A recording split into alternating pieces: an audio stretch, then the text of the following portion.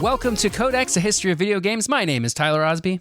And I'm Mike Coletta. And this week, we're talking about some Bioshock, some more Bioshock. Is this our third episode on Bioshock? How many are we now, Mike? Our third episode on Bioshock, because I did one for each game, and this is the last episode on Bioshock, because we were all caught up after this. So we're covering Infinite and the DLC, Burial at Sea 1 and 2, right? Yeah, and we are going to talk briefly about Clash in the Clouds, which is the DLC that came out before Burial at Sea 1 and 2, but it's not, I mean, I don't want to say, I don't want to throw it away, okay? It is fun, it's just not a lot, it's not my cup of tea, and I didn't spend a lot of time on it, but I'll explain what it is and how that works. So, first and foremost, spoilers this episode. I feel like this game is new enough that there might be people out there who haven't played Bioshock Infinite but want to at some point. I will say spoilers before I say a spoiler. There's three spots. It is less than a decade old. That's true. This is very, very new for us. This is a new episode. Like a new episode? This is a new episode, but it's also a newer game. So a lot of my issues with, like, also we're gonna talk about, like, what I think of the game too. I mean, I don't want this to be or it's not a review, but I have my own thoughts. Mm-hmm. And because I'm now a 100% Errant Signal fanboy, I agree with a lot of the things that Errant Signal says. But I did really enjoy this game. I like this game a lot, and it's one of my favorites. But especially the Burial at Sea stuff that I had never played before, because I'd played Infinite before, but I'd never played Burial at Sea, and that just made things so fun, and I want you to play them. So when I spoil things, Tyler's going to go off mic. Yeah, I don't want to have this spoiled. I'm not even going to listen to my own podcast. Yep, he's not going to listen to his own podcast. That's right. So we are going to start with the grind facts like we always do. So it's developed by Irrational Games. Note that Bioshock 2, different developer, okay? Irrational Games made Bioshock 1, took a break from Bioshock 2 so they could make Infinite, which we'll talk about more in a second. The publisher's still 2K Games. It was released on Windows, PS3, and Xbox 360 on March 26, 2013. It was on OS X on August 29, 2013, Linux on March 17, 2015, and Nintendo Switch, so recent, May 29th, 2020. So wow, I didn't know they put it out on Linux. That's interesting. Yeah, you know, all those Linux heads out there can do that. I guess so. Linux gamers rise up. Yeah, they are. So the system-wise, I think the best way to play this right now is if you get the Bioshock Collection. And that is just came out on Switch, but it's also on PC, Xbox, and PlayStation. And that has all three games and their respective DLCs. So you will have everything if you do that. So I highly and the first two are like remastered too, right? They have a little bit of upgrades. I think the first one's remastered. I'm not sure about the second one, but it's still on PC. If you play it on PC, it's going to look noticeably different than the originals. And even if you play on Xbox 360, because it came out on Xbox... No, wait. If you play it on Xbox One or Xbox Series X, it came out on 360. It will look better. So, definitely play it in the collection if you want to play all these games. Number of copies sold, 11 million copies sold. And that was at 2015. Yeah, so it's probably sold way more since then. That was 2015 numbers. I'm really surprised they haven't continued to milk that franchise dry, considering that's a lot of copies. Well, they kind of are. I mean, it just came out on Switch, and there was a heavy ad campaign when it came out on Switch. They kind of are, but really they're just building hype for Bioshock 4, which I don't have a section in here to talk about the future, but there was some news recently that they are doing Bioshock 4, and it is a different studio because... We'll talk about it later, but essentially Irrational Games is done with Bioshock after Infinite. They are finished with it. They are walking away. So it is an immersive sim first-person shooter. The awards, accolades, or groundbreaking achievement section, this might be our most awarded game we have ever covered. In 2013, Bioshock Infinite won Game of the Year from 42 different publications. Holy moly. Those included the Associated Press, CNN, EGM, Electronic Gaming Monthly, Entertainment Weekly, Forbes, and so many more. I don't even want to list them. It also won Best Shooter of the Year awards from several publications, including The Escapist, Game Informer, Game Trailers, Hardcore Gamer, IGN, Official Xbox Magazine, and PlayStation Universe. That's right. It got both the Xbox Magazine and the PlayStation Magazine to agree on something. Whoa. Wow. Whoa. That's pretty nuts. Okay. Average time to beat from howlongtobeat.com, 11 and a half hours to 27 hours, depending on how much time you put into it. I'm going to tell you that I completed the main storyline and the two DLCs, and I think I hit like 14 hours total. So total between all the DLCs. Yeah. So I think you maybe 14 or 15 hours. So you could definitely just, and that was me trying to collect all the stuff. I got kind of upset because I had some achievement bugs go off. So I didn't get the achievements I thought I was going to get, but it's fine. But that was me like taking my time with it and having fun and exploring, and I beat it in 15 hours total. So the Metacritic score for this game is a 94 out of 100, and that's based on 68 critic reviews, which is pretty nuts. So yeah, it's a really good game. You should play it if you haven't played it before. So let's talk gameplay. I'm going to divide this game up into like what you specifically do in this game. Infinite is way, and this is kind of one of my critiques, it's a lot simpler than previous Bioshock games. Not like simple's bad, but the weapons usually have like one or two of each type. So we'll start there, and I'll explain what I mean by it's simpler in a second. But there's the Barnstormer RPG, the Bird's Eye Sniper Rifle, the Broadsider Pistol, which is a really cool pistol. I think it's like might be one of my favorite pistols in any video game. The China Broom Shotgun, and that has an alternate gun called the Heater. It's like a different version of a shotgun. The Huntsman Carbine, which has the Burst Gun as its other one. The Paddywhacker Hand Cannon. The Peppermill Crank Gun. They have some really fun names for their guns. Pig Flak Volley Gun, which has a Hailfire, which is a different version of that gun. The Skyhook, which is one of their main additions, is you fly around on these skyhooks and you can like take down enemies from it. And it's also how you travel between floating islands in the sky. And then there's fun. Also, yeah, it's so fun. The Triple R Machine Gun and the Repeater. But instead of Plasmids in Bioshock 1 and 2, in Bioshock Infinite, you have Vigors. And instead of Atom for Plasmids, for Vigors, you use Salt. And you update your Vigors for cash at the Vigor vending machines they have. And the Vigors in the core Bioshock Infinite game are Bucking Bronco, which kind of throws enemies up in the air. Charge, which just charges at an enemy and knocks them over. Devil's Kiss, which is kind of like the fire one from Bioshock, but they're like grenades instead of fire that you throw. Murder of Crows, where you attack people with a swarm of crows. Possession, which is exactly the same thing as Possession in Bioshock 1 and 2. You possess turrets or enemies. Return to Sender, which means you shield from bullets, and then when you let go, they throw the bullets back at enemies. Shock Jockey, which is shooting lightning from your hands. And Undertow, where you pull enemies with a tentacle of water or like push them with a tentacle of water, which is kind of cool. There's a new system. It is pretty cool. The Plasmids are really exciting. I actually really like the Plasmids. I didn't get to play with a lot of them. I played with every single one, but I was really into Bucking Bronco. And I'm going to explain why I was into Bucking Bronco actually in just a second after we talk about the gear here. So there is a new customization system in Bioshock Infinite, and they chose to do it with gear. So there are 4 slots of gear. There's hat, shirts, pants, and boots. The unfortunate thing with this gear is you do not see what it looks like. It just does something to you. It just gives you stats. Well, it's first-person game, so you wouldn't see it anyway, right? Yeah, you can't even look in a mirror. You know, there's no customization. The old Destiny problem, you know? You get the stuff that makes you look cool, and you can't even see it while you're playing, just at the tower. It's a hot bummer. But this replaces like skill customization in the first 2 Bioshock games, and I'm going to be honest here and saying I don't really like it. I thought that the gear kind of, they were kind of trivial. Like I made sure to read like every new piece of gear I got, and one of the gear pieces that I thought was really good would let you throw stunned enemies up into the air. Like it would chain your stuns. So if you killed an enemy that was stunned, it would move that stun to another enemy. And I was using that and thought it was really cool. I'm like, oh, this gear is great. And then I looked, and that's the exact same upgrade for a Bucking Bronco Vigor that you can buy from the store later. So it's like weird.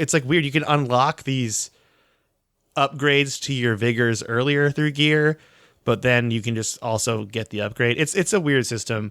It's still cool. Like they're trying to do something different. I just didn't really care for it. I thought it was fun. I used Bucking Bronco almost for the entire game because it was so fun to like throw enemies up in the air and shoot them and then have it chain to another enemy. I thought that was really neat. That's pretty cool.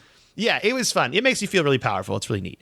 But it's just like a minor gripe I had. But they give you also, if you buy the collection, you're going to get like a special package that was like, I think it was like a pre-order bonus for people that bought the game, and it's just going to be a dining room that's full of gear for you. So it's kind of cool when you get that as like a surprise gift.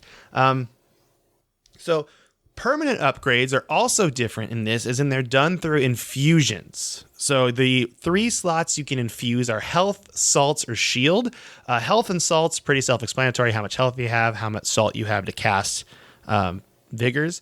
But shields are a new feature, and they're exactly like they sound. It's a yellow health bar that takes damage when you get hit, and then when it's gone, you start taking damage from your health. But if you don't get hit, that yellow bar just recharges again. It's like Halo, like the original Halo. Yeah, essentially, it's a Halo shield bar. And I pretty much leveled up my health and Vigors first and then did shield last, and I think that was kind of the way to go. But I think that it's just one of those things that I had to mention in the game. And the fighting is way different in this game than Bioshock, which I'll kind of talk about more later. You can also unlock a new feature called Tears, and this is through your best friend Elizabeth's ability that lets you make a portal to another dimension, and you can pull in weapons, ammo, cover, skyhooks, turrets, and even like other enemies to fight for you, which is kind of neat. That's pretty cool. Yeah, it's really cool. What happens in those other dimensions, though? You just stealing stuff from them? Oh, don't even start. Don't even start with this dimensional talk, Tyler. We're going to confuse our listeners so much. Yeah. I'm still confused after reading all the stuff and watching videos about it. All right. So the last thing I want to talk about that's in the game are lockpicks. And Elizabeth, your partner that runs around with you, she can pick locks for you, and you can pick up these lockpicks. They usually open up doors to other areas in the map, and lockpicks often open doors that lead to safes, which also take lockpicks and other audio logs. If there's a story lock that you have to lock as part of the story, it just uses her hairpin, which is kind of nice. So you don't have to pick these up if you don't want to. Oh, that's good. But a couple things about the gameplay. Notice I didn't say hacking because there is no hacking minigame in Bioshock Infinite. I'm okay with that. You can't hack anything. And I'm going to say this a lot over the episode, and it's fine. You're okay with it, Tyler. But Bioshock Infinite took a lot of systems out of Bioshock 1 and 2. Kind of a lot of stuff that made it an immersive sim almost in a way. And it bums me out. It's still I would argue it's still very immersive because, I mean, I think people love this game because of the setting, and I totally get that because the setting is so cool. But I really wish you could have that thing where in older Bioshock games, you could fight in multiple ways, you know? You could possess an enemy and they'd fight for you, or you could hack security systems and they could do stuff. And it just feels like this is more of a straight up shooter than the other Bioshock games were. Not that that's bad. Just something I noticed. Yeah, that's fair. Well, and if you're going into it expecting some of the stuff from the first two and not getting that, that's kind of a bummer, regardless of if it's good or not, you know? I spent 2 minutes trying to figure out how to hack a vending machine, not realizing I couldn't do it. So I'm a little bitter about this still. The other thing I will say about Bioshock Infinite, it is very linear compared to Bioshock 1 and 2. In Bioshock 1 and 2, you could actually go backwards using those bathyspheres you'd take. And they completely got rid of that in Bioshock Infinite. In fact, there's a lot of places you go where you can't go backwards at all. Once you go through that, did you miss something? Sorry, go back and save because you're done. Yeah. But the game, this game has some of the most amazing moments in a game that I've ever played. I never forgot, and I was pleasantly pleased to see it again. The moment where you get to the city and you see the barbershop quartet on a floating boat singing, singing Beach Boys song, and it's just so cool. So it also really holds up graphically still. It looks great. And I think that has a testament to how they animated it and the art style they used. It just looks like a really cool game. Yeah. So what system did you play it on? I played it on PC. Okay. Because I was I'm going to go all out, you know? I think I played it originally when it was on Xbox 360, and it was fun, and I had a good time with it, but I played it before the DLC, so I just beat the main game, and I was that was really cool. I'm kind of confused by how it ends, but other than that, it's good. So here's our friendly reminder before I get into the plot that this is spoilers. We're in spoiler territory. Tyler is going to stay because he's already played the base game, so he's fine with it. So I'm going to go through the plot here, and I'm going to tell you that I kind of tried to build this off of memory as a game, as a game for myself, instead of looking at the Wikipedia plot. So we'll see how this goes. I'm going to take a drink of water, and then we're going to go through this. You ready? Yeah. Okay, so Bioshock Infinite, you play as Booker DeWitt. You are a former Pinkerton and Private Eye who also did some really terrible things at Wounded Knee. This is going to be explained as you go through the game. You are told at the beginning of the game that you have a debt you need to pay off, and in order to do that, you have to rescue a woman, Elizabeth, from the forgotten floating city of Columbia. You don't know it's floating, by the way, when you get there. You just get to you strap into a rocket chair in a lighthouse, and you get shot into Columbia, which is a really cool way. I like the idea of this forgotten floating city. Like, oh yeah, there's a city floating out there. Forgot about that. Well, that's what I wondered. Like, and they never explained this in Bioshock 1 and 2. Do people like in the world know that there's just this underground city full of psychopaths on plasmids, or is it just like no one wants to talk about it? You know? Yeah, that's a good question. I'm sure somebody has the answer to it. I don't know. I think it's easy to forget about an underwater city because you don't see it, but like, how can you not, like, somebody somewhere is like looking up and like, oh yeah, there's a city up there, right? In Columbia? Or is it like invisible somehow? I can't remember. It's like, so there's a whole thing, and I'm going to get to it in a second, but, and I'll just say it again, but Columbia was part of the United States, and then they do some really terrible things involving genocide, and then they get essentially kicked out of the United States and secede from the Union. So people in America should know about Columbia, but I guess they just forget, and it's fine. So... This is the thing, the big difference about Bioshock Infinite is you're visiting Columbia in its prime. When you play Bioshock 1 and 2, everything is gone upside down in Rapture. Like, everything's terrible. But when you're in Columbia, you are at the city at its peak. You get to see everything operate. And it's kind of weird, and this was something that was brought up on the Errant Signal video that I didn't even think about. Like, the city is alive and full of life, and then the minute you get into combat, all those people just disappear. Like, yeah, that's a good point. And that's kind of weird, and it kind of throws you out of it a little bit. But again, that's like a minute detail that doesn't really bother me. And it's also a video game, so whatever. You are fine, actually, as Booker DeWitt at first in Columbia. No one bothers you. You're just a dude that's there. You got up in the rocket chair. Everything's fine.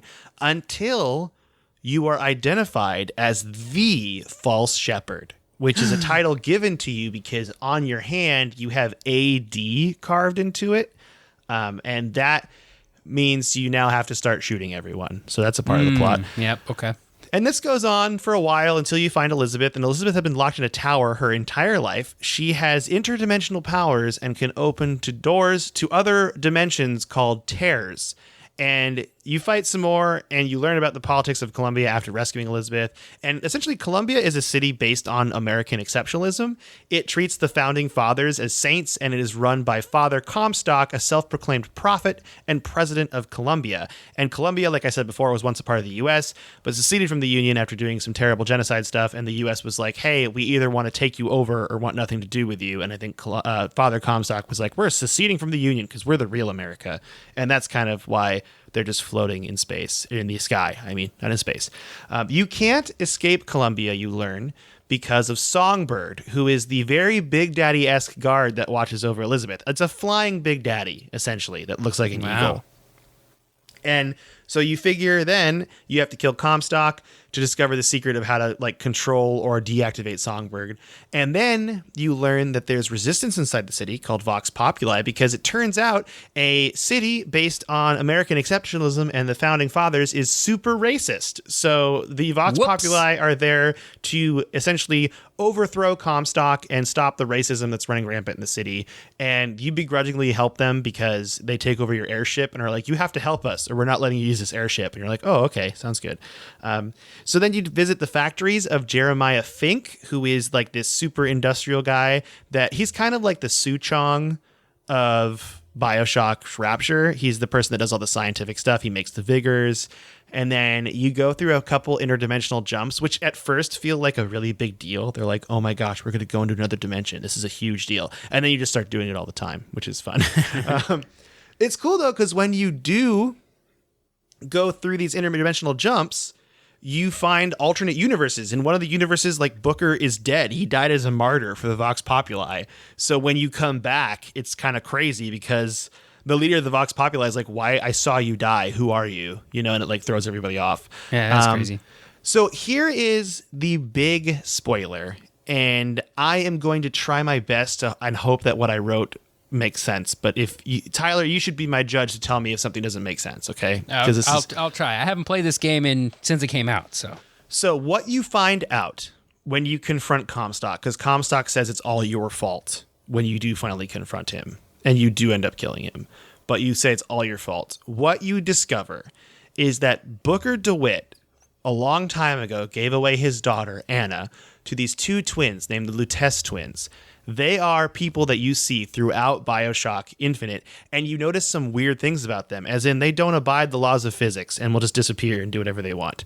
It turns out they live in between dimensions as interdimensional travelers. Booker regrets selling his daughter to the Lutece twins, so he goes to get her. When he tries to pull her out of an interdimensional portal, he's also fighting Comstock, by the way. He doesn't remember this. Elizabeth is Anna. Her little pinky gets chopped off, so that's why her pinky's missing. So what you learn is that Elizabeth is Booker's daughter. But this doesn't end here. Because after you defeat Comstock and you start to control Songbird and you escape Columbia, Booker tells Elizabeth he just wants to go back in time using Elizabeth's powers and kill Comstock for good. And Elizabeth is like, are you sure you want to do this? And Booker insists. So then you travel through a door to a baptism scene that you saw at the very early part of the game. Okay? And it's your baptism as Booker. You're supposed to be baptized. Booker, the player, chooses not to be baptized. Okay?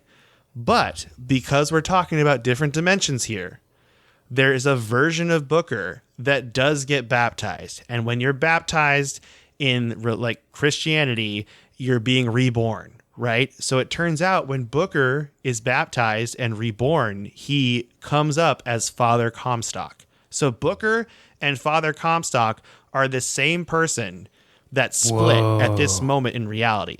So when you tell Elizabeth that you want to go back in time and kill Comstock when he's born, you are killed by all the Elizabeths from other dimensions to stop Comstock from being born. So the game ends with you being drowned by all the Elizabeths. And then after they drown you and kill you, the camera pulls away and you see all those Elizabeths from other dimensions start to disappear because those timelines are closing because you finally stopped this cycle of all these Elizabeths coming and being born and then sold to Comstock and then turned away. So that's essentially it. I'm trying to I gracefully glossed over the Sea of Doors because I felt like that's the confusing part that confuses me. But the Sea of Doors is essentially how Elizabeth travels between dimensions and can see everything and see things before they happen and all sorts of stuff. It's a really cool game. That's the basic premise of the plot, and that's the big spoiler. It gets even more crazy in the DLC episodes, so we'll talk about those without Tyler in a bit. But let's talk about development now. All right? So, if you recall, I mentioned when we talked about Bioshock 2 that Ken Levine and his team at Irrational Games, who worked on Bioshock 1, just didn't work on Bioshock 2. And that's because they wanted to do Bioshock in a different setting, and that setting is Columbia and Infinite. Bioshock Infinite was originally called Project Icarus, which is a great name for a video game. It is a great name. And it started in development 6 months after Bioshock 1 in February 2008. So we're looking at 5 years of development total, which is a lot. That's a good amount of time. It's good. It's a good amount of time, and it really, it gave them time to make it really great. And there was actually a lot of other settings they considered before Columbia. They actually considered staying in Rapture for the third game. They even talked about going back to the Renaissance period, like 14th century, which I thought was kind of cool. But Columbia was chosen because I don't know if it's Ken Levine or Ken Levine. I think it's Levine. Ken Levine. Is it Levine? Okay, so Yeah. Ken Levine, apologies, Mr. Levine, read a book called The Devil in the White City by Eric Lawson, and that's about the 1893 Chicago World's Columbian Exhibition, and specifically H.H. Holmes. If you don't know who H.H. Holmes is, he's actually considered the United States' first serial killer. So, Ken Levine reads some real upper books. But so both the City in the Sky and this whole idea of American exceptionalism totally came from reading that book. Because if you look at pictures of the 1893 Chicago World's Columbian Expedition, you'll be like, oh yeah, that's a lot of the thoughts and the look of like America's great, like that kind of thing. So it fits. Levine was also influenced by the 2011 Occupy Wall Street movement. Remember that? Mm-hmm. I And do then remember that. David Lynch's film Blue Velvet and Stanley Kubrick's The Shining. I feel like The Shining is just a general influence of all Bioshock games. It has to be. Yeah, I think that's a So good. spooky. That's just a good influence of loneliness simulators too. Oh, loneliness simulators. Yeah, there's a lot of loneliness simulators. Which is what I call the original Bioshock, loneliness simulator. It really is. I felt very lonely during it, but I was never bored. I'll tell you that much. That's true. All right, so Levine knew that one of the most important pieces of this new game, that would be Bioshock Infinite, was the relationship between the two main characters, Booker DeWitt and Elizabeth. And Booker is no longer a silent protagonist like the first two Bioshocks, if you notice. Like the first two characters you play as don't talk at all. Booker's got voice lines. He's a person. You're playing a character. Both Troy Baker and Courtney Draper, who were the two actors who played Booker and Elizabeth respectively, were brought into the studio to work on the relationship and the chemistry between the two characters. And then Levine actually intentionally did not tell them any part of the story so they could just focus on the characters. And like as they went, he would reveal the story. And Elizabeth was heavily inspired by Alex Vance from Half-Life 2. That's a good inspiration. Gotta love Alex Vance, Yeah, love Alex Vance. So originally, Infinite was supposed to run on the Unreal 2.5 engine, but then they deemed it inadequate, which I'm like, boom, roasted. Unreal 2.5 engine, But so what they ended up doing is Bioshock Infinite runs on a very modified version of Unreal Engine 3, and they made a lot of additions and replacements to the core engine. And according to Levine, like the Infinite was like designed and developed from scratch almost. So they didn't take any assets from Bioshock 1. They made all new assets. And in terms of gameplay, like Irrational really designed the whole like vertical and open airspaces of Columbia to provide more like opportunities, than just the very cramped spaces like you had in Rapture, which is why there was probably like, I was trying to think. I'm like, there's no sniper rifle in Bioshock or Bioshock in 2. This is the rivet gun, but that's not really a sniper rifle. Yeah, well, there isn't really too much like long range stuff going on in those games. I feel like there wasn't really much of a need for it. The big change, because there's definitely a sniper rifle in Bioshock Infinite, and it's really good to use. Also, the carbine is really good to use in Bioshock Infinite. If you're looking for some weapon tips, I got them. Big fan.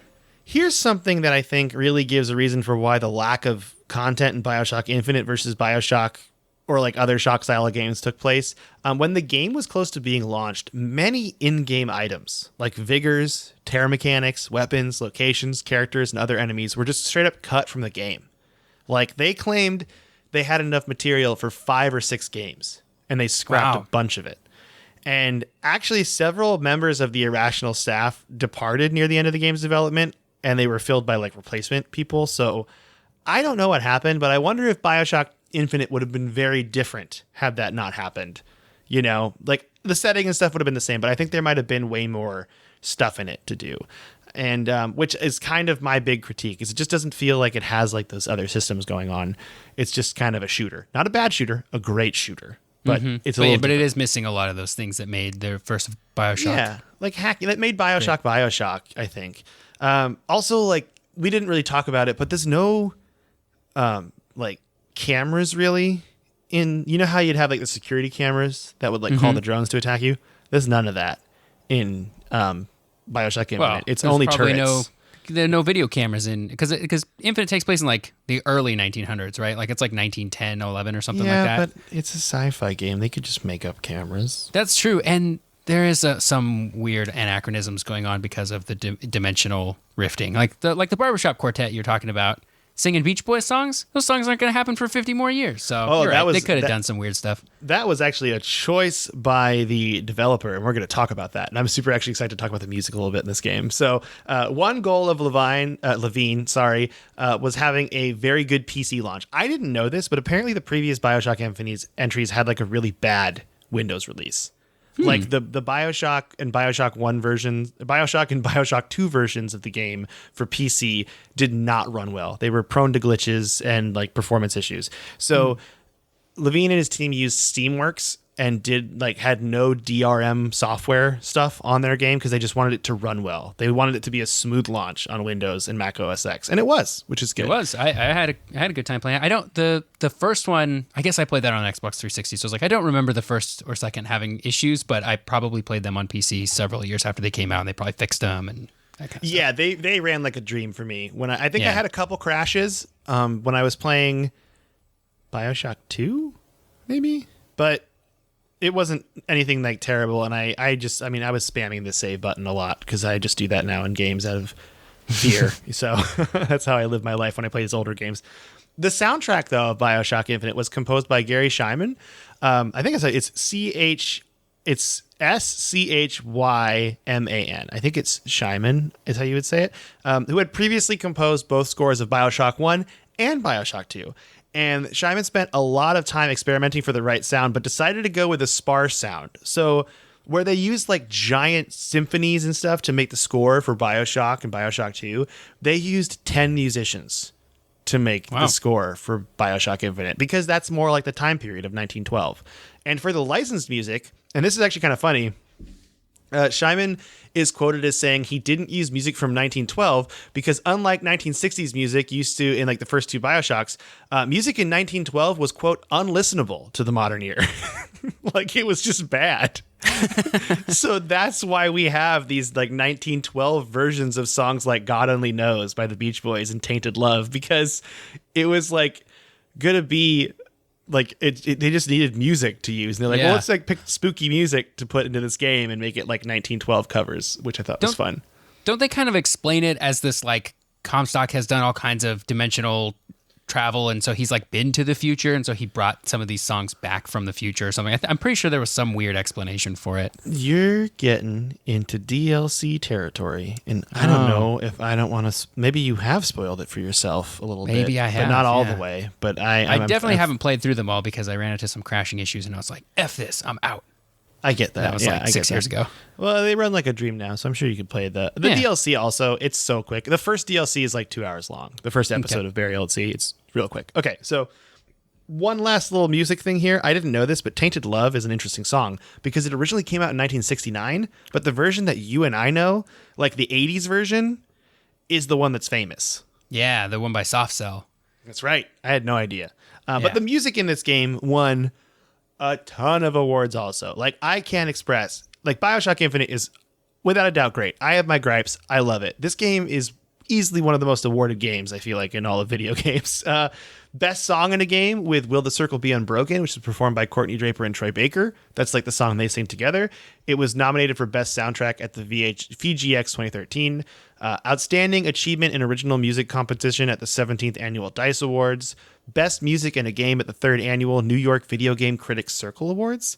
Song Collection at the Best Song Collection at the 2013 National Academy of Video Game Trade Reviewers Awards.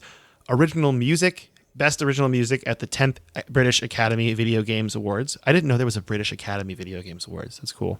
The BAFTA. Yeah. Oh, yeah. And the last one is it's funny. I've only heard it called BAFTA. I didn't know that was the same thing. Yeah, that's what funny. It stands for, I think. I think it's the same thing. I could be wrong. Somebody's going to send us an email. Oh, yeah, for sure.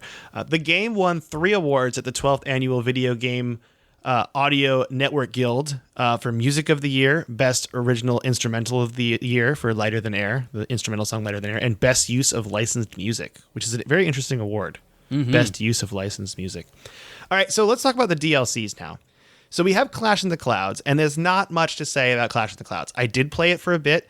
This was the first DLC that came out for Bioshock Infinite, and it is essentially a wave-clearing arena fighting game. You win money for each wave you clear, and then afterwards you use that money to purchase items in the museum.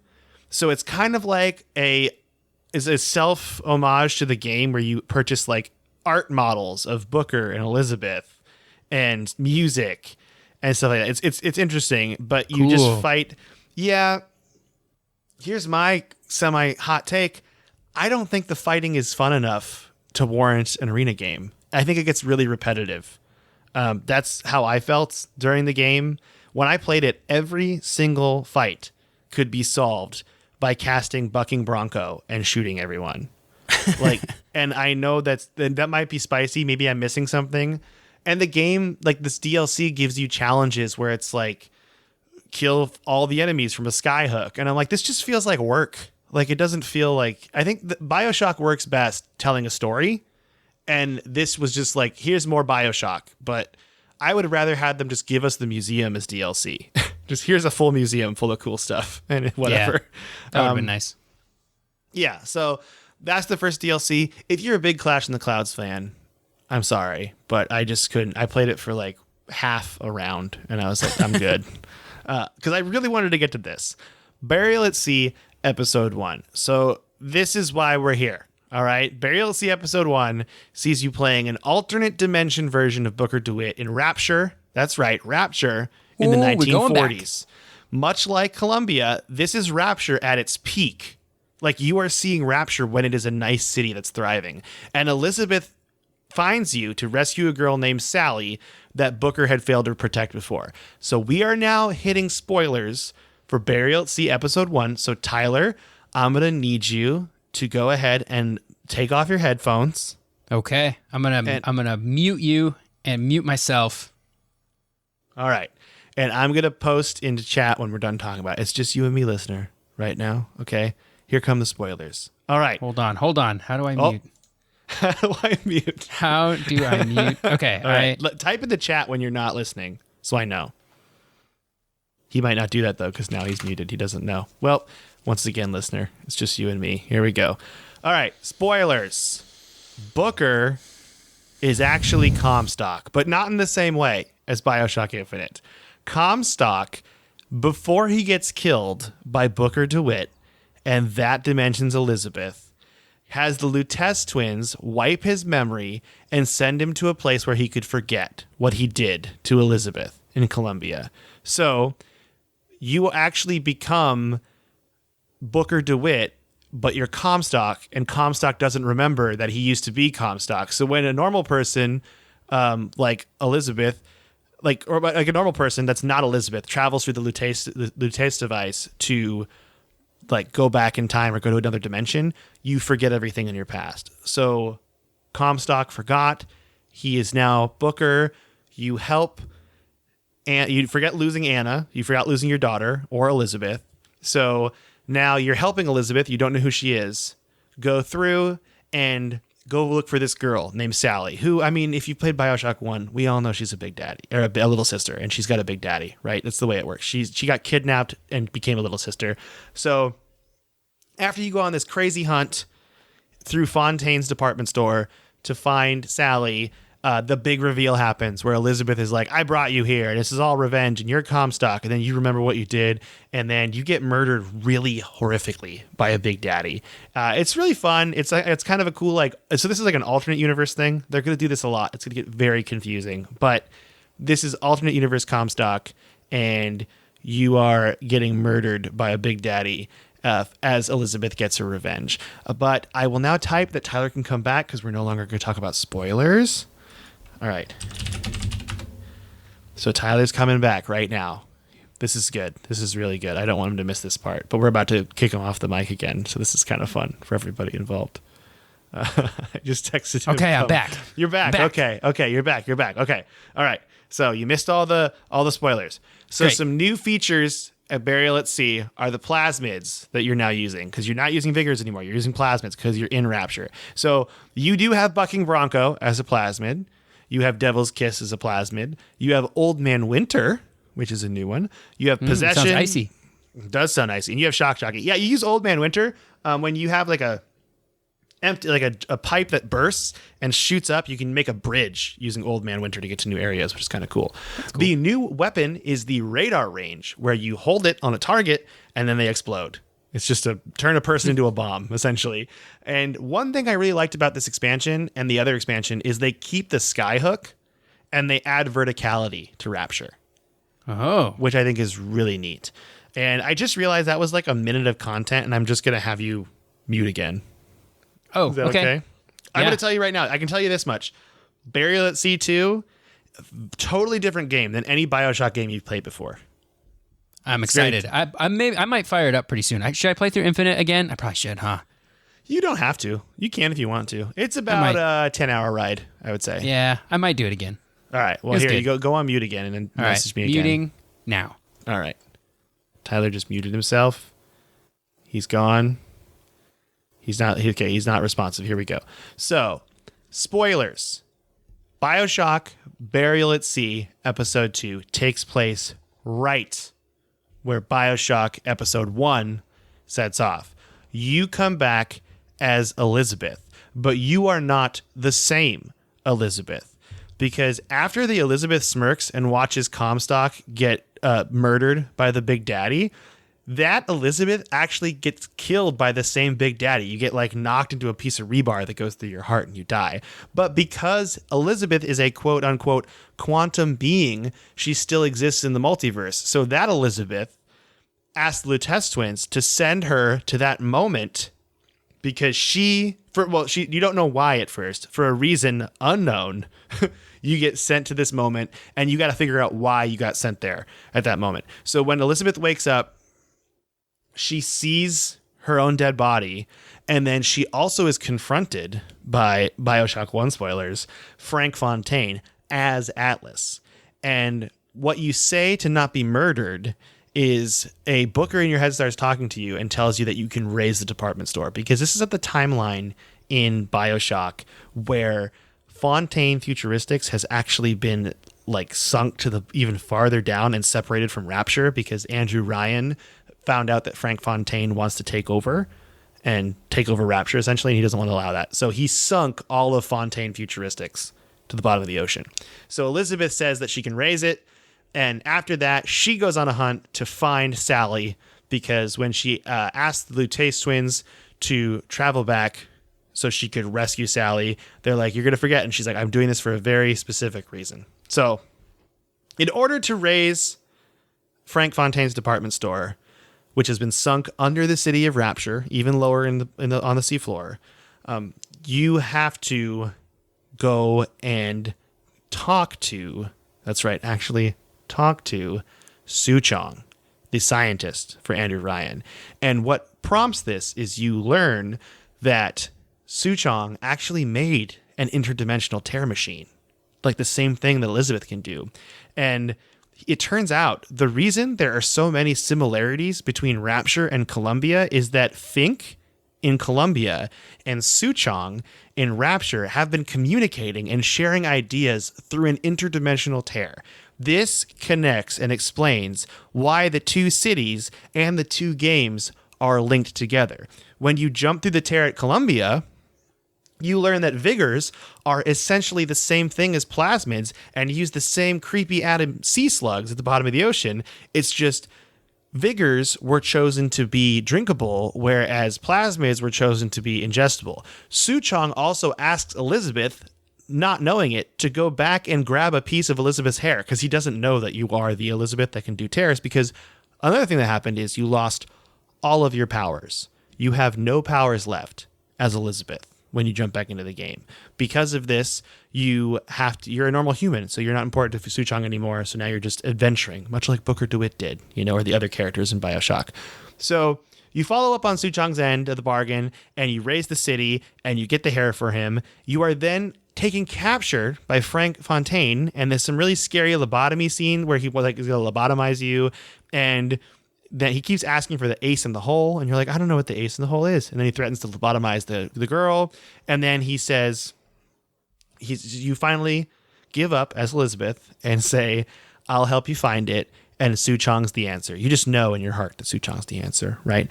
So Elizabeth knows at this point, she's bargaining. She's like, I'm going to give you the ace in the hole, which it turns out is the phrase, would you kindly, that controls Jack in the first game, for Sally. But she knows she's going to die because she slowly, even though she lost her power, she still sees like little rips in time and like flashbacks and flash forwards and stuff. And so she purposefully goes and gets the ace in the hole, would you kindly, and gives it to Fontaine because she knows that the reason she came here, and she figures it out, the reason that herself, before she lost her memory, wanted her to come to Rapture and rescue Sally is because she knows that Jack, the character in Bioshock 1, will end the cycle. He will stop the little sisters from being tortured and killed, and she essentially sacrifices herself for a better future through Jack in Bioshock 1. And it's a great story. It's a really cool thing. I really like how they connect it all together. It's super exciting. If you want to talk about it with me, you should talk about it with me on Discord with spoiler chat on, because I love it so much.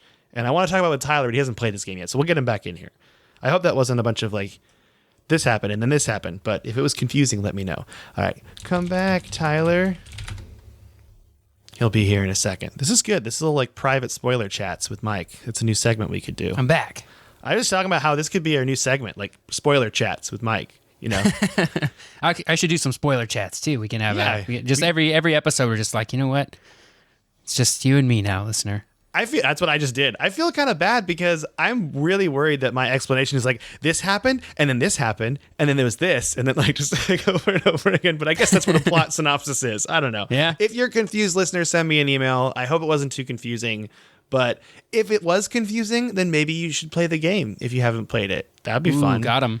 And then you'll get it and it'll be good. All right. So I said the gameplay is very different from any other Bioshock game. And that's because it's more stealth focused. This game is way more stealthy than the other Bioshock games, where there's actually a new mechanic where you knock out splicers instead of killing them. Wow. My only complaint is this game is it doesn't really make you commit to this. Like, even though Elizabeth says she doesn't want to kill people because she doesn't want to be like Booker, she ends up getting the radar range, which just straight up blows people up. And then there's like, she says that in the beginning, and then there's no punishment for using a gun for the rest of the game, which I thought was kind of weird.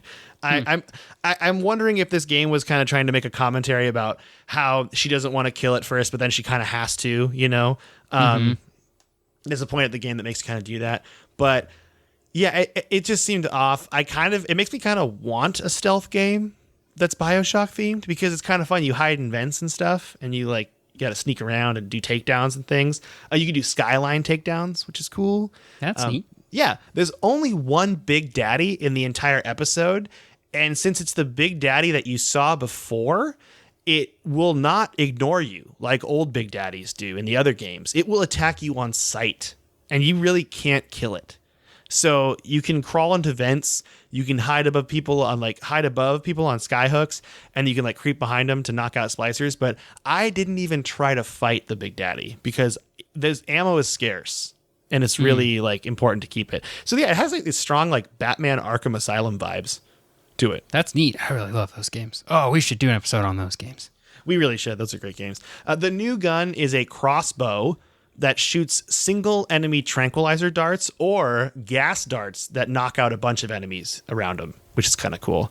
So it's very stealthy. Ammo scarcity is the big problem, though, so the game challenges you to be smart about your plasmid use and ammo consumption. And this did get really annoying at certain points because there are big fights where you have to kill multiple enemies, and you're just kind of like, I have no ammo. And it's really frustrating. I died a couple times for that reason. Overall, though, I think it was fun. It was different, but it's very fun. I think the story is very cool, and I like what they did with the story. My only thing is hey, if you're going to be stealth, you know, or if you're going to be shooter, be a shooter. Just don't make the call. Pick a lane, episode 2. That's what I'm trying to tell you. All right, so here are my thoughts and the legacy of Bioshock Infinite. The game was, and is still, super well received by critics in the community. I mostly agree with them. This is a very good game. The story and setting are remarkable, and that alone is why you should play this game if you haven't played this game. The main critique, I combined critique and conflict or something. I don't know what I'm doing. Okay, the main critique that I agree with is that the combat and gameplay systems just are very repetitive and simple. This is a shooter. You are going to use a gun more than anything in any situation, including a plasmid, to move on to the next area. There's no hacking security systems to avoid combat. There's no real use of plasmids other than stunning people. I use possession a lot because that's different.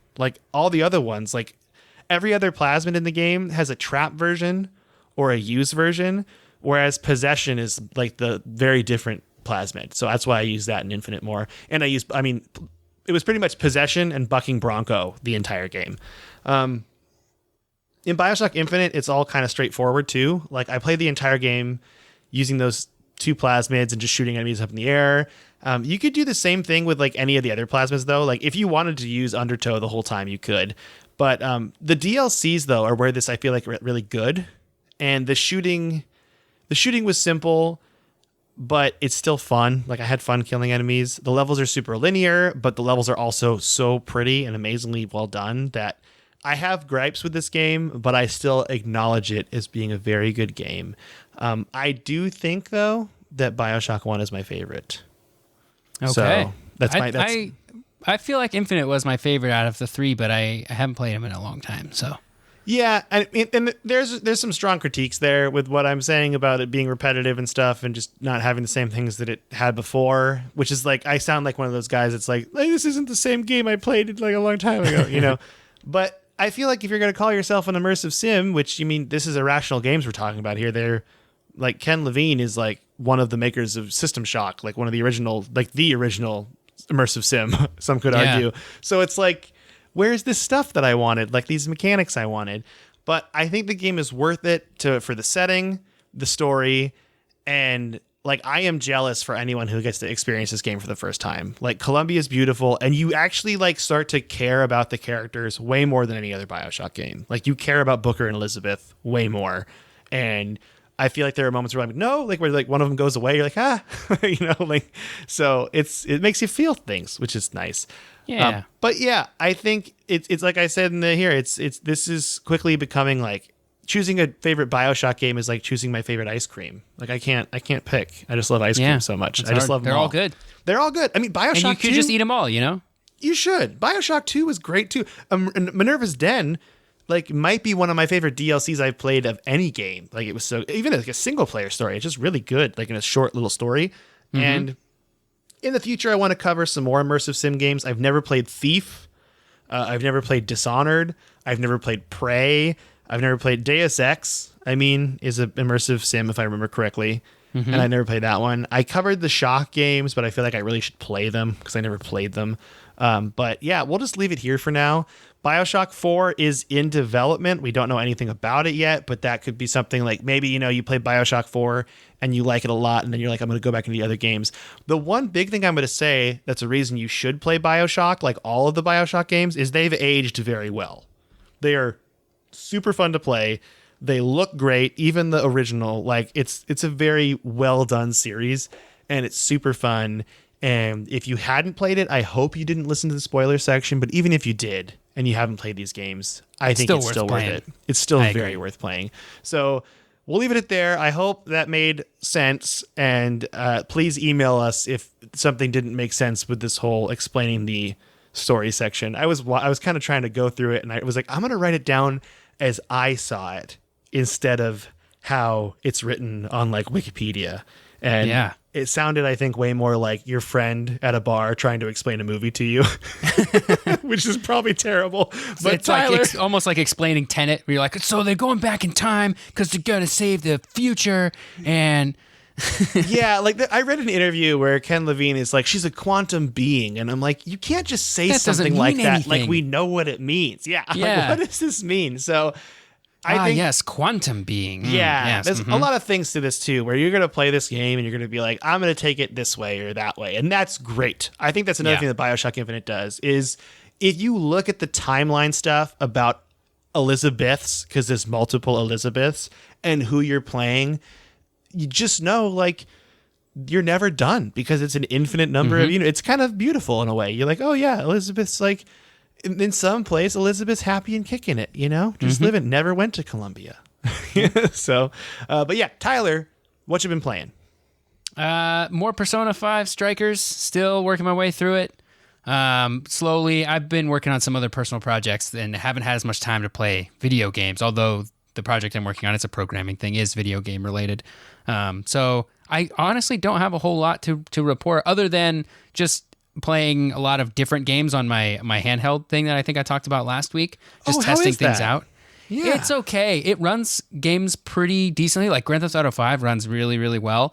I don't think it's an issue with the handheld itself, but it's more of an issue of Intel and their graphics drivers. There are some games that just straight up don't run. Like Destiny 2 just doesn't work, and that's like a problem with Intel graphics. Like the game just doesn't work. Persona 4 is the same way. Also an Intel graphics problem. Just doesn't work. Which is a real bummer. So I keep running into stuff that will just crash and not even try to run, mostly because of Intel, which is a bummer. So if you're holding out for that other one, the Aya Neo, which is having its own issues right now, that one might be a little bit more compatible, you know? Yeah. But otherwise, I like it. I think it's cool. Depending on when I get my Aya Neo and if it runs those things that I want it to run, I may end up getting rid of the GPD Win 3, but that's all right. Yeah. Well, that's good. That's good. Well, Yeah, you get to play some few games in there. I haven't played a lot of games at all this week because I was traveling a little bit for comedy again because it's coming back, and I just haven't had a lot of time, and it's kind of a bummer because I was digging Jurassic Park Evolution, and I still haven't gotten back to that. Jurassic World Evolution. Oh, man. Excuse me. Wow. Big mistakes made. But yeah. I'm excited to play some other games. I need to go back to Dark Souls. I'm kind of feeling that again. Maybe I might do that because I really should play the first Dark Souls. I was thinking about it, and I enjoyed Jedi Fallen Order. And I know you didn't, it's not your cup of tea, Tyler, but I think because I enjoyed it, it made me realize that I would like Dark Souls. Oh, yeah. Games. Now that you have that base, I feel like that's happened to me before where I've like, I don't like this particular genre. Then I play another game that is of that genre, but like different in some way. And then I go, oh, I get what they're going for here. Now I can go back to this other game. Yeah. I essentially played enjoy it. Baby's first Dark Souls, so I would go back and play Dark Souls. But I'm excited. I want to play that. I'm really just there's so many possibilities. There's so many games to play. I've been kind of playing Smash Brothers a little bit, but I still haven't unlocked a lot of characters. Like it's hard to play that game by yourself. I'm realizing it. And it's very fun when I get to play it with our Discord folks. You know, it's a really good time. And I hope to play it more with them, but I got to unlock some more characters on that. But let's go into some emails, huh? Sure. I got one here from All Alexa. Right, let's do it. Yeah. Alexa says, hey guys, wanted to give my input on the yearly release topic. Last time we talked about games that come out every year, whether or not they have a multi-year development cycle. There's still franchises that come out every year, and so this is her take on that. So here's what she says. So personally, I think gamers would be better off without a yearly release for games. When you do a yearly release, not only does it oversaturate the market and genre, but it makes each entry in the franchise much less special individually. It seems like with Call of Duty and Assassin's Creed, each game is forgotten as soon as the new one comes out. They aren't given any time to leave a lasting impression. I would much rather they just build on existing games and release new entries every 2 years at the minimum. This happened with Dark Souls series, actually. In 2013, Dark Souls was released, and then in 2014, it got re-released on next-gen consoles.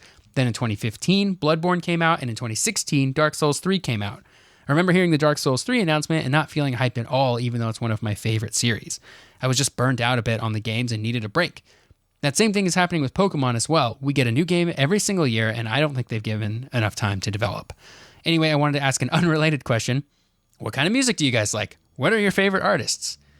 Oh, man, this is kind of a cop-out, but I'll listen to anything. I really have. This is just a couple things I don't like. I don't like country music very much, but I'll listen to it if I have to. Like, I'm a big fan of, like, just listening to the radio. Which is an old man thing to say. I'm the guy. Like I go into my car and I listen to the radio because I just, as a kid, like it's kind of why I do podcasts. I loved terrestrial radio. Like I was a huge fan of it, and I still am. And I also think it mostly comes from me not wanting to make decisions about my life, where it's like fair. Just let these people decide for me. But if I had to pick what kind of music I like, we've been listening to like a lot of. This is just like. My girlfriend and I, we made a Spotify playlist, like early 2000s rock. That includes like pop punky stuff. Oh yeah, dude. That's where I'm at right now too. That it slaps. Just all all bangers, you know? Yep. Just real good. Like that's what I've been listening to. With me. Yeah, I will. I'll let you know. But I just like we just bounce back and forth. But what do you listen to? I mean, yeah, it's a cop out. I listen to everything. I will even listen to country. I don't care. It's fine. But so I think a better question then is when she's asked, what are your favorite artists? You want to do like a top 5 in no particular order.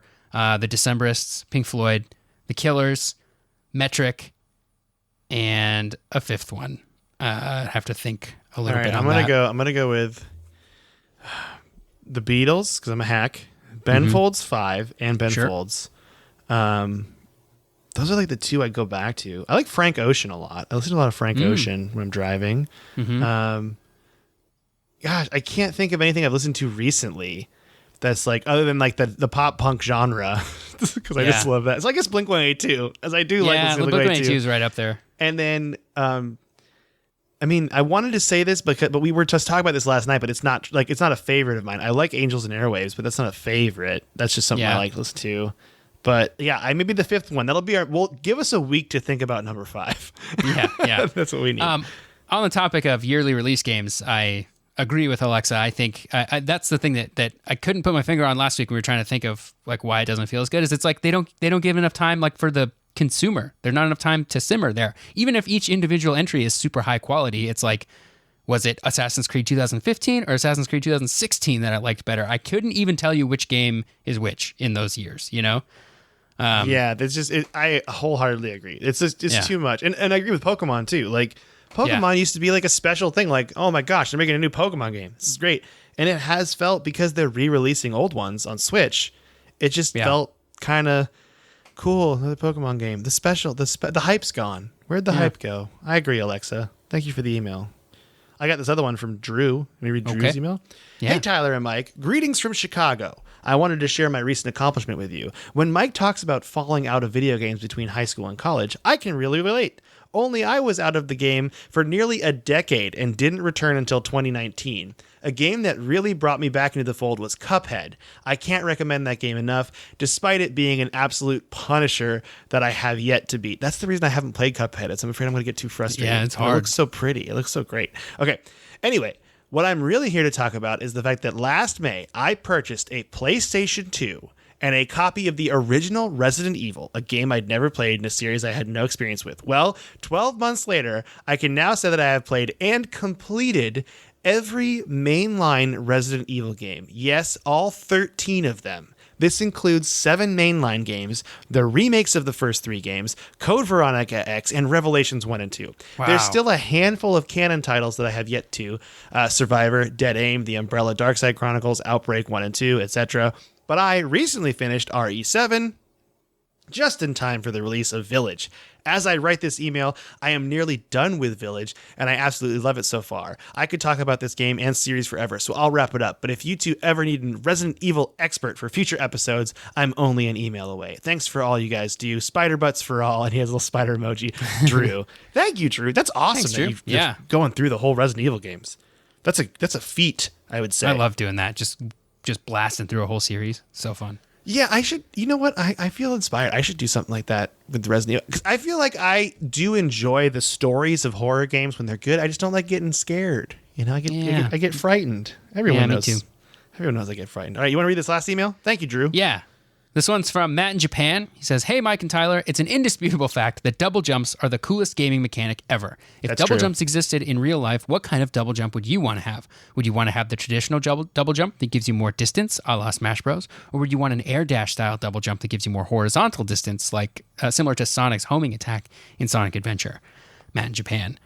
For me, it's the double jump with the front flip. Like the Ratchet and Clank, you jump once and then in the air you do a front flip and it gives you a little bit of extra height. That's the one that I want. You want the double jump like that? Yeah. Oh man, I'm kind of torn. Part of me wants to have a blink jump where I like disappear from existence and appear just higher up, like 10 feet higher in the air. Oh yeah. There's a Warlock jump like that in Destiny 2. Yeah, that's right. Hunters used to be able to jump like that too. Got taken away. But also, I'm a big fan of like the absolutely ridiculous Mario jump from in Smash Brothers, where he like shoots coins out of his hands when he hits people. Just like that. You're frozen in air and you're like looking at the camera and your fist is up and you're just smiling super happy. That sounds fun to me. But yeah, I also was hoping your double jump would be like Samus, where you like poop out a bomb, you know? Oh, yeah. But you know, that is true. I agree fully that the double jump is the coolest gaming mechanic ever. So I agree, Matt. And I want to know what double jump other people want to have. You can email us, codexhistorypodcast@gmail.com. You can also join our Discord. If you want an invite to the Discord, you can either email us or you can go to my Twitter at mecoletta, MECOLETTA, and I have the link pinned to my profile. And you can just click on that link and then you'll join the Discord. Tyler's also on Twitter at SneakerElf, ELPH. So if you have any complaints about this episode, please tweet at Tyler.